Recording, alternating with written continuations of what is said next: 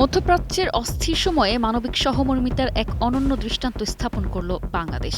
কুয়েতের জনগণের পাশে দাঁড়িয়ে ২৪০ টন খাদ্য সহায়তা পাঠানোর ঘোষণা দিয়েছে ঢাকা। কূটনৈতিক মহলে এই উদ্যোগকে শুধু সহায়তা নয়, বরং দুই দেশের গভীর বন্ধুত্ব ও আস্থার প্রতীক হিসেবেও দেখা হচ্ছে।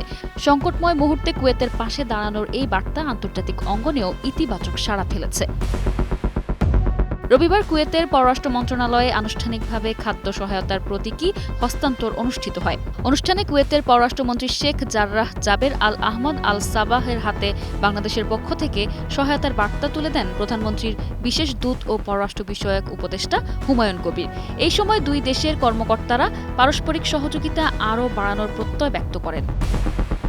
উন্নত প্রযুক্তি এবং অভিজ্ঞ চিকিৎসক দলের নিরলস প্রচেষ্টায় আমরা আছি আপনার পাশে। ডেল্টা হাসপাতাল। জানা গেছে, বাংলাদেশ থেকে কয়েকটি ধাপে ফ্লাইট যোগে ২৫ মে থেকে কুয়েতে পাঠানো হবে ২৪০ টন নিত্য প্রয়োজনীয় খাদ্য সামগ্রী। বিশেষ করে হরমুজ প্রণালী ঘিরে সরবরাহ সংকট ও আঞ্চলিক উত্তেজনার মধ্যে এই খাদ্য সহায়তা কুয়েতের জন্য তাৎপর্যপূর্ণ হয়ে উঠেছে। এ সময় প্রধানমন্ত্রী তারেক রহমানের পক্ষ থেকে কুয়েতের আমির শেখ মিশাল আল আহমদ আল জাবের আল সাবাহার উদ্দেশ্যে একটি বিশেষ বার্তাও হস্তান্তর করা হয়। বার্তায় কুয়েতের জনগণের শান্তি, নিরাপত্তা ও সমৃদ্ধি কামনার পাশাপাশি দুই দেশের দীর্ঘদিনের বন্ধুত্বপূর্ণ সম্পর্ক আরও গভীর করার প্রত্যয় পুনর্ব্যক্ত করা হয়। কূটনৈতিক মহলের মতে এই বার্তা দুই দেশের সম্পর্ককে নতুন উচ্চতায় নিয়ে যেতে পারে।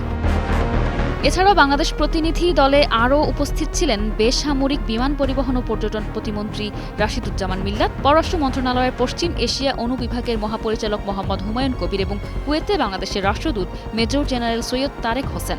বৈঠকে বাণিজ্য, বিনিয়োগ, জনশক্তি রপ্তানি, খাদ্য নিরাপত্তা ও বিমান চলাচল সহ বিভিন্ন খাতে সহযোগিতা বাড়ানোর বিষয়ে গুরুত্ব পায়। বিশ্লেষকদের মতে, সংকটের সময় কুয়েতের পাশে দাঁড়িয়ে বাংলাদেশ শুধু মানবিক দায়িত্বই পালন করেনি, বরং আঞ্চলিক সহযোগিতা ও বন্ধুত্বের এক শক্তিশালী বার্তাও দিয়েছে। মধ্যপ্রাচ্যের উত্তপ্ত পরিস্থিতিতে এই সহায়তা উদ্যোগ প্রমাণ করেছে বাংলাদেশ এখন শুধু উন্নয়নের গল্প নয়, মানবিক নেতৃত্বের ক্ষেত্রেও নিজস্ব অবস্থান শক্তভাবে তুলে ধরছে। Desk report, ২১ television.